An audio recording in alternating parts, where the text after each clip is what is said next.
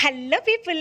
ఈ రోజు అయితే మాత్రం శనగబెడలు విత్ క్యాబేజ్ కర్రీ అయితే చూపించేస్తున్నాను అండి. ఈ ప్రాసెస్ అయితే మాత్రం చాలా అంటే చాలా ఈజీ అండి. ఏం లేదు, ఫస్ట్గా ఒక కడాయి తీసుకొని కడాయిలోకి 2 టేబుల్ స్పూన్ ఆఫ్ ఆయిల్ వేసి ఆయిల్ బాగా హీట్ ఎక్కాక పోపు దినుసులు అయితే వేసేసుకున్న తర్వాత దీంట్లో ఒక పెద్ద ఆనియన్ అయితే తీసుకుని సన్నగా చాప్ చేసి మంచిగా లైక్ ఆనియన్ అయితే మగ్గించుకున్న తర్వాత దీంట్లోకి అయితే 2 టమోటాలు తీసుకొని సన్నగా చాప్ చేసుకుని అలాగే ఒక 5-6 రెబ్బలు వెల్లుల్లి రెబ్బలు దంచి దీంట్లోకి కరివేపాకు కూడా వేసుకొని పసుపు ఉప్పు వేసుకొని మంచిగా అయితే మగ్గనిచ్చండి. తర్వాత దీంట్లోకి ఒక tablespoon of dhania powder, 2 tablespoon of red chilli powder వేసి ఒక 2 మినిట్స్ మూత పెట్టుకొని పచ్చివాసన పోయేంత వరకు మగ్గించుకోండి. దీంట్లో ఒక టీ గ్లాస్ ఆఫ్ వాటర్ అయితే వేసేసుకొని దానైతే మాత్రం మంచిగా అయితే బాయిల్డ్ అవ్వండి. ముందుగానే నేనైతే మాత్రం ఇక్కడ పచ్చిశనగపప్పు అలాగే క్యాబేజ్ అయితే మాత్రము ఒక 2 విజిల్స్ అయితే వచ్చే వరకు అయితే మాత్రము ఉడికించుకునేసాను.